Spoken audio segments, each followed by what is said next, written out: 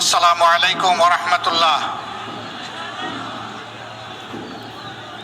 প্রিয় নরসিংদীবাসী, আপনারা কেমন আছেন? আলহামদুলিল্লাহ রাব্বিল আলামিন। আসসালাতু ওয়াসসালামু আলা রাসূলিহিল কারীম ওয়া আলা আলিহি ওয়া সাহবিহি ওয়া আহলি বাইতি আজমাইন।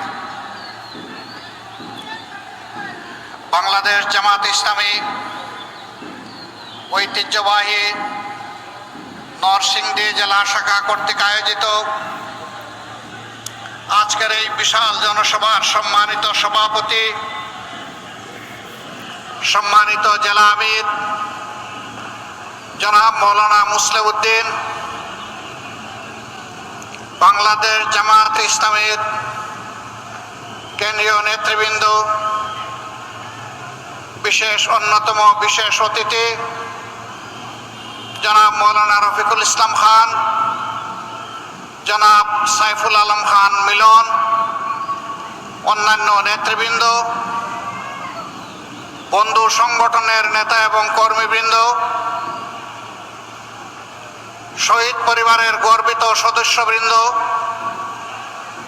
24-এর গণবিপ্লবে আহত প্রিয় সহকর্মীবৃন্দ, প্রিয় নরসিংদীবাসী,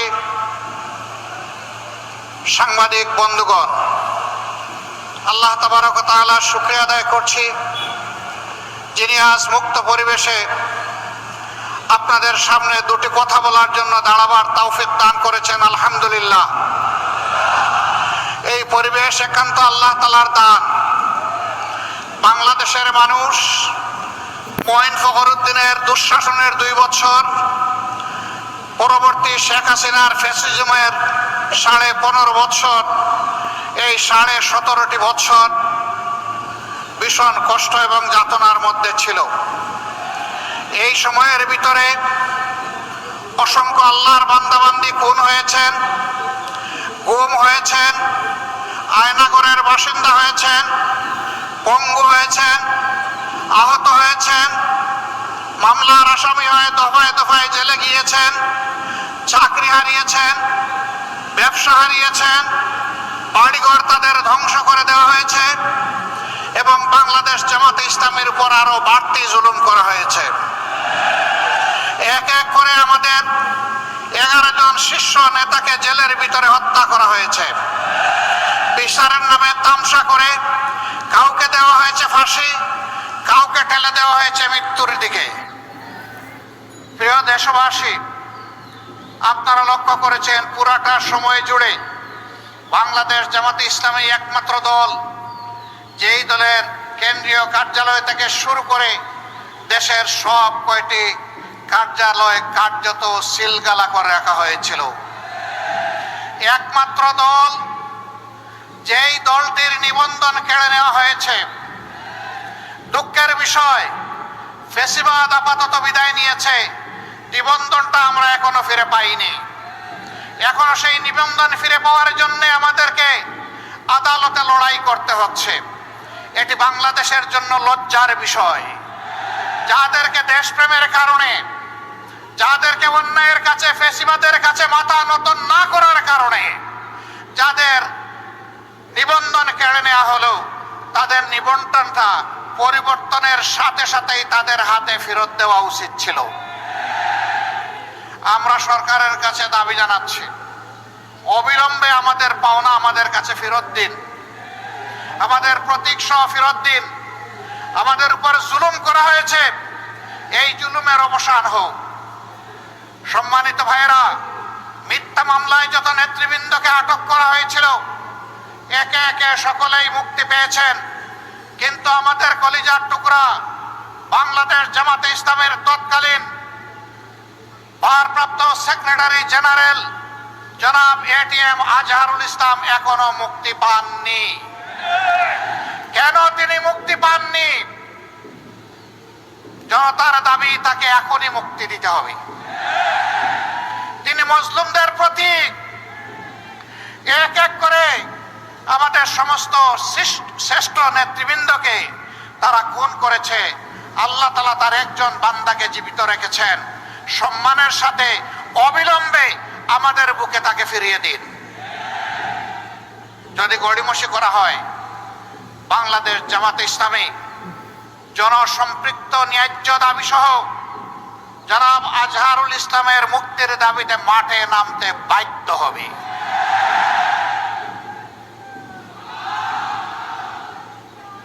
প্রিয় দেশবাসী,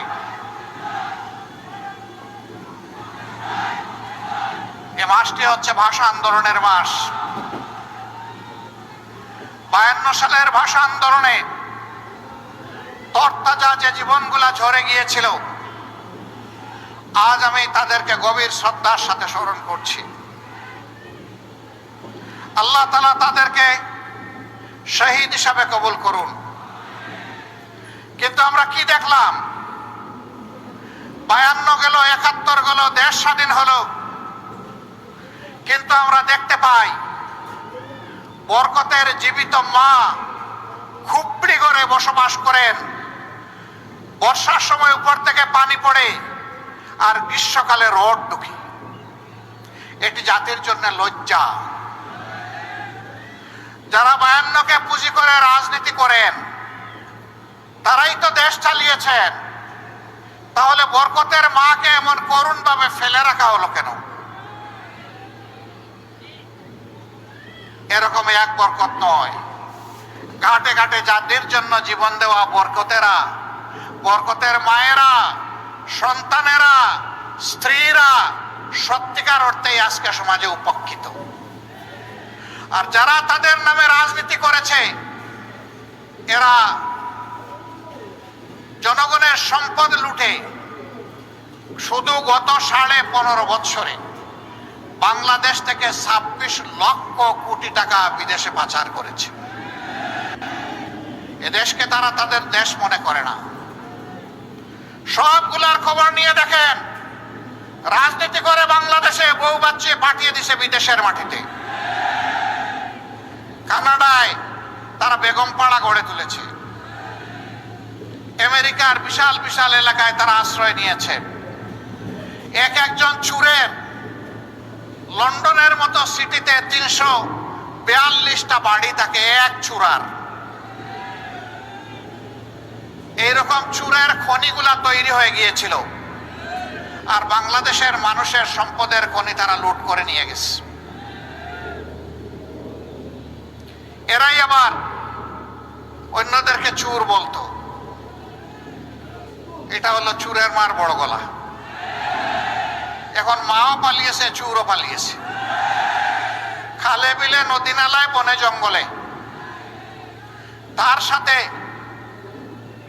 যারা আদালতে বসে আদালতের পবিত্রতাকে ধূলিসাৎ করেছিল, এক একজন নিরীহ মানুষ এক একজনের বিরুদ্ধে হত্যার রায় দিয়ে ওই রাতেই গিয়ে আবার টেলিভিশনের টক শোতে বসে গর্ব করে বলতো, আজকে নিজামীকে, কালকে গোলাম আজমকে, পরশুদিন সাঈদীকে মৃত্যুদণ্ড দিয়ে এসেছি।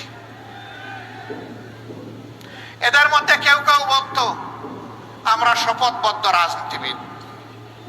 লজ্জা এবং ঘৃণা। বিচারকের চেয়ারে বসে যে রাজনীতিবিদ হওয়ার স্বপ্ন দেখে, সে জাতির কলঙ্ক। বিচারক হতে পারে না। ও বন্ধুরা, আজকে তোমাদের রাজনীতি কোথায়? এখন যে দেখি না, মন বড় চায় তোমাদেরকে দেখতে, পাই না যে তোমাদেরকে। কোথায় গেলা রে জাতির বন্ধুরা? আসো, সাহস থাকলে সামনে আসো। সামনে এসে নিজের করুণ পরিণতি ভোগ করো। আমার বন্ধুরা বলে গেছেন, প্রত্যেকটি গণহত্যাকারীকে দেশে হোক বিদেশে হোক পাকড়াও করে ট্রাইব্যুনালের হাতে তুলে দিতে হবে। এদের বিচার জাতি দেখতে চায়। এই মাফিয়া খুনিদের গডমাদার ছিল শেখ হাসিনা। তারই আশ্রয়ে প্রশ্রয়ে, তারই নির্দেশে, তারই কুলে সমস্ত খুনিরা লালিত পালিত হয়েছে। জাতি এদের বিচার চায়। এতদিন আমরা বললে কিছু কিছু মানুষ সন্দেহ করত এগুলা রাজনৈতিক বক্তব্য কিনা। গত পরশুদিন তাদের কপালের বয়ান বিশ্ববাসীর কাছে এসেছে। তাদের আমলনামা গোটা দুনিয়ার মানুষ জানতে পেরেছে। তারা কি করেছে, কোন অপরাধটা তারা করে নাই, সব কিছু বের হয়ে আসবে ইনশাআল্লাহ। আমার সম্মানিত ভাইরা, আমরা চাই অপরাধীদের বিচার হোক, কিন্তু আমরা এটাও চাই যে তাদের প্রতি সুবিচার নিশ্চিত করা হোক। তাদের কাউকে যেন অবিচারের মাধ্যমে কোনো কিছু করা না হয়। আমাদের উপর জুলুম করা হয়েছে, জুলুমের কষ্ট আমরা বুঝি, আর কারো উপর জুলুম হোক এটা আমরা চাই না। তবে আমরা বিশ্বাস করি তাদের অপরাধের যে হিমালয় তারা তৈরি করেছে, যদি সুবিচার হয় হিমালয়ের নিচেই তারা চাপা পড়বে ইনশাআল্লাহ।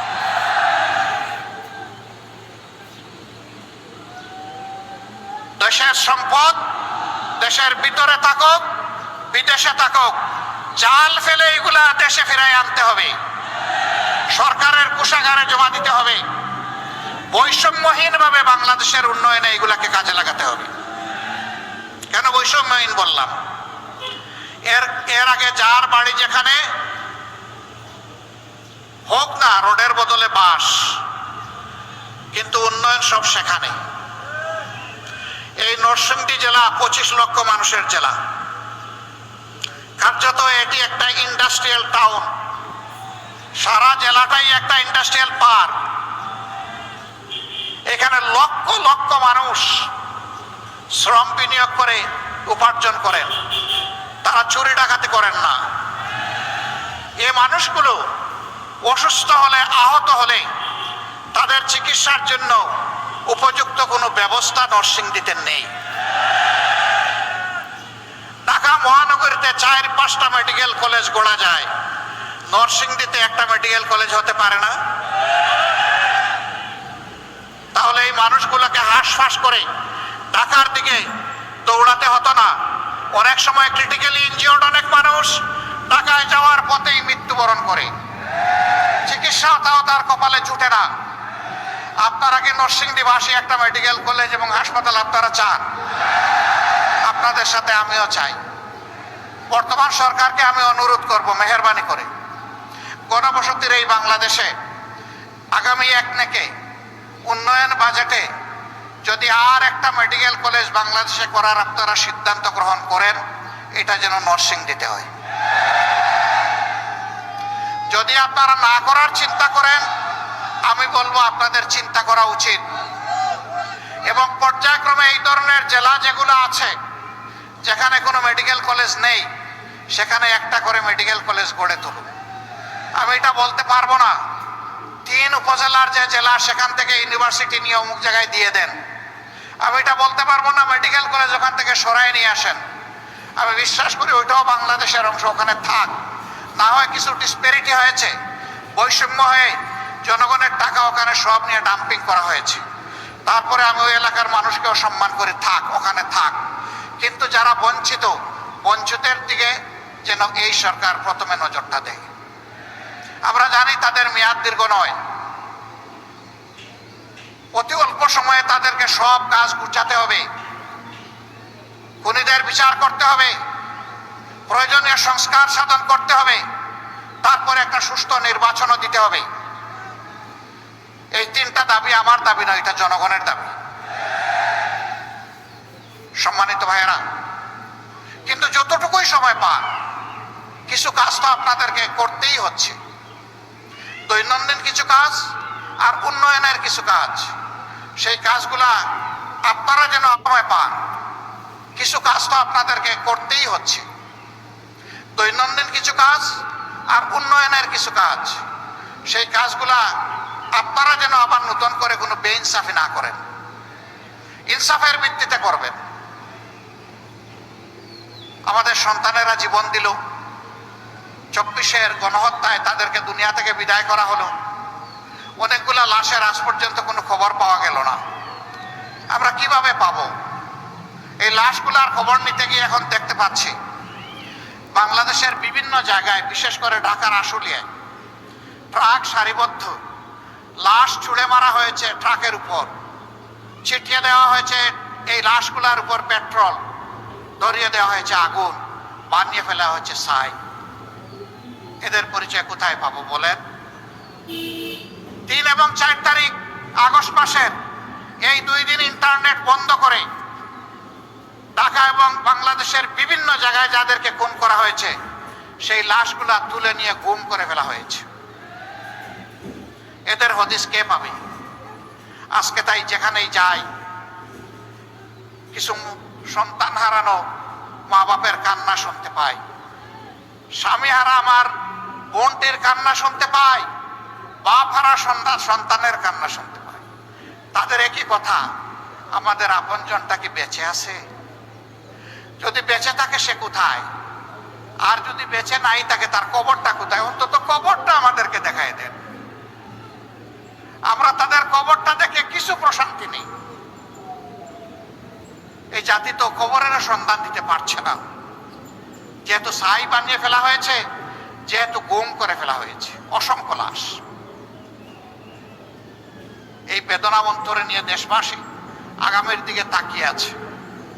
এত রক্ত, এত জীবন, এত পঙ্গুত্ব, এত ভারী বোঝা, এত দায়িত্ব এই জাতির কাঁধে। এই জাতি আশা করে এই রক্ত বাংলাদেশের বুক থেকে সমস্ত অন্যায়, অপরাধ, বৈষম্য, দুর্নীতি সবকিছুকে পাক সাফ করে দেবে। 5 তারিখের পরে ঢাকার পার্শ্ববর্তী জেলা নরসিংদীতে এখন আর কেউ চাঁদাবাজি করে না।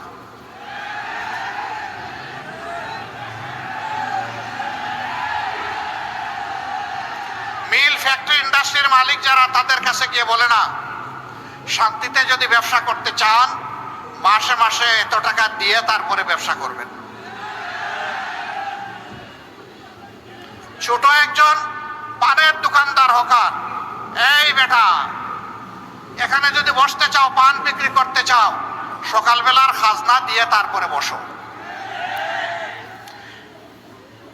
অসহায় মানুষ ভিক্ষার বাটি হাতে নিয়ে বসে, বলে এই ভিক্ষা তো করবা, কোথায় বসেছো জানো? এখানে ভিক্ষা করতে হলে খাজনা দিতে হবে।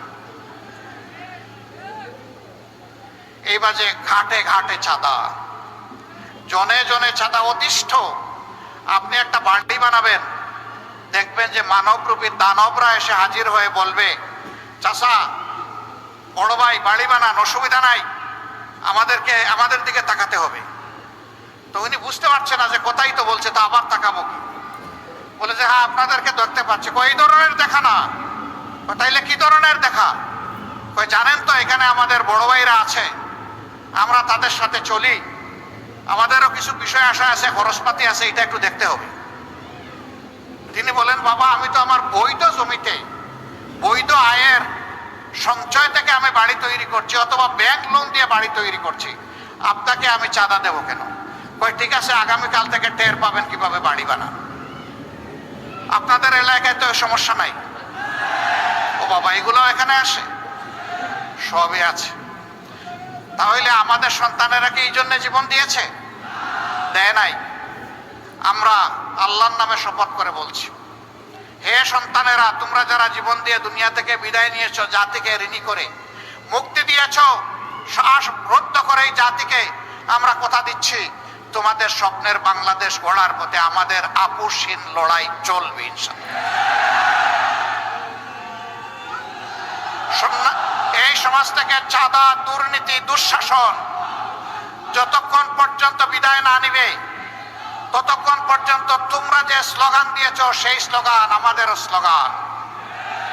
তোমরা স্লোগান দিয়ে জানিয়ে দিয়েছো, এখনো স্লোগান দিচ্ছ, আবু সাইদ মুক্ত, শেষ হয়নি যুদ্ধ। আমরাও বলছি, হ্যাঁ তোমাদের স্বপ্নের বাংলাদেশ গড়ে দেওয়া পর্যন্ত তোমাদের সাথে হাতে হাত মিলিয়ে, কাঁধে কাঁধ মিলিয়ে এই লড়াই অব্যাহত থাকবে ইনশাআল্লাহ। এই যুবকদেরকে অভিনন্দন জানাই, তোমরা দুঃসাধ্যকে সাধন করেছো, তোমরা আমাদের জাতীয় বীর। যারা জীবন দিয়েছে, আল্লাহর দরবারে দোয়া করি, হে আল্লাহ তুমি তাদেরকে শহীদ হিসাবে কবুল করো, তাদের পরিবারকে তুমি সান্ত্বনা দান করো, আহতদেরকে তুমি সুস্থতার নিয়ামত দান করো, আর তাদের রেখে যাওয়া আমানত আমাদের ঘাড়ের উপর এর দায়িত্ব পালন করার তৌফিক আমাদেরকে দান করো। সম্মানিত ভাইরা, অবশ্যই নির্বাচন হতে হবে বাংলাদেশ, কিন্তু যেন তেন মার্কা নির্বাচন এই জাতি চায় না। নির্বাচনের মতো নির্বাচন চায়, সুষ্ঠু নির্বাচন চায়, যেই নির্বাচনে বেশি শক্তি আর কালো টাকার খেলা চলবে না। এমন একটা নির্বাচন আমরা চাই। নরসিংদীবাসী আপনারাও কি চান? শিওর আপনারা চান? তাহলে বড় লড়াইয়ের জন্য প্রস্তুত থাকুন। এটা সহজে আসবে না, আমরা বুঝতে পারছি। একটা ধাক্কা 24 জুলাই আগস্টে দেওয়া হয়েছে, আর একটা ধাক্কা এই জাতিকে দিতে হবে। তার সত্যিকারের অধিকার প্রতিষ্ঠিত করার জন্য আমাদের ভোটার তালিকা সংশোধন করতে হবে। যারা ভুয়া ভোটার তাদেরকে বাদ দিতে হবে। দুনিয়া থেকে যারা বিদায় নিয়েছেন তাদেরকে চিহ্নিত করে বাদ দিতে হবে। যে সমস্ত লোকেরা ভোটার হয়েছে কিন্তু নাম তালিকাভুক্ত হয় না, এই যুবকদেরকে তালিকাভুক্ত করতে হবে। এই জুলাই আগস্টের আন্দোলন সফল করতে সারা বিশ্ব বাংলাদেশের সাথে হাত মিলিয়ে একাকার ছিল। জেলে আমরা যেমন বাংলাদেশে ছিলাম, এই আন্দোলন করতে গিয়ে বিদেশেও আমাদের ভাইয়েরা জেলে গিয়েছে। তারা একই সাথে আমাদের সাথে যুদ্ধ করেছে, রিমিটেন্স বন্ধ করে স্বৈরাচারী সরকারকে লাল ফ্ল্যাগ দেখিয়েছিল। আমরা তাদেরকেও স্যালিউট জানাই। আমরা চাই তাদেরও প্রত্যেকটি প্রবাসী ভাই এবং বোনের এই নির্বাচনেই তাদের ভোটাধিকার নিশ্চিত করতে হবে। এরপরে মাঠ প্রশাসনে যারা আছেন, যারা অতীতে দায়িত্বের পরিচয় দিতে পারেন নাই, দায়িত্বহীনতার পরিচয় দিয়েছেন, যাদের হাত থেকে জনগণের কেনা, জনগণের পয়সায় কেনা বুলেট এসে জনগণের বুকে বিঁধেছে, আমরা তাদেরকে আগামী নির্বাচনে কোনো দায়িত্বে দেখতে চাই না। কথা একদম সাফ, এখানে কোনো ধানাই পানাই নেই। তিনি প্রশাসনের যে পর্যায়ে থাকুন না কেন, কিন্তু প্রশাসনের সৎ এবং দেশপ্রেমিক অফিসার যারা আছেন তাদেরকে আমরা কথা দিচ্ছি, তোমাদের দায়িত্ব পালনে তোমাদের হাতে হাত মিলিয়ে দেশবাসী কাজ করবে ইনশাআল্লাহ। প্রিয় দেশবাসী, বাংলাদেশ জামাতে ইসলামের বিরুদ্ধে অনেক অপবাদ রটানো হয়। আমি জিজ্ঞেস করি, বাংলাদেশ জামাতে ইসলামের লোকেরা কি অন্য কোনো দেশ থেকে এখানে এসেছে? এখানেই তাদের জন্ম হয়েছে, আপনাদের সাথে বড় হয়েছে, আপনাদের সাথে বসবাস করে। তাদের চরিত্রের সার্টিফিকেট দেওয়ার জন্য আপনারাই যথেষ্ট। তবে আমি এটা দাবি করছি না যে আমরা নিষ্পাপ, কোনো ভুল করি না। আমরা মানুষ, আমাদের পাপ হইতে পারে, ভুল হইতে পারে। পাপ হলে আল্লাহর কাছে মাপ চাইব, ভুল হলে যার কাছে ভুল হয়েছে তার কাছে ক্ষমা চাই। কোনো বন্ধু যদি আমাদেরকে আমাদের ভুল ধরিয়ে দেন, আমরা তার কাছে কৃতজ্ঞ থাকব। তিনি যদি ইতিবাচকভাবে ধরিয়ে দেন, আমরা বেশি কৃতজ্ঞ হব। তিনি যদি তার ভাষায় নেতিবাচকভাবেও ধরিয়ে দেন, আমাদের আপত্তি নাই, আমরা সহযোগিতা চাই। আমরা একটা বৈষম্যহীন, দুর্নীতিমুক্ত, দুঃশাসনমুক্ত মানবিক বাংলাদেশ করতে চাই, যেই বাংলাদেশে প্রত্যেকটা মানুষকে সম্মান করবে, নারী পুরুষ নির্বিশেষে, ঘরে বাইরে কর্মস্থলে সকল জায়গায় নিরাপত্তা এবং মর্যাদার সাথে তার দায়িত্ব পালন করবে, গর্বিত একজন নাগরিক হিসেবে পরিচয় দিবে। ধর্ম বর্ণ নির্বিশেষে সমস্ত মানুষ তার ধর্ম কর্ম পালন করবে, কিন্তু তার ধর্মে অন্য কেউ হস্তক্ষেপ করার সাহস করবে না। আমরা এমন একটা মানবিক বাংলাদেশ চাই। সেই বাংলাদেশটা গড়তে গিয়ে আপনারা সবাই প্রস্তুত? আমাদেরকে সাহায্য করতে প্রস্তুত? কারো হাত উঠলো, কারো উঠলো না, বুঝতে পারলাম না।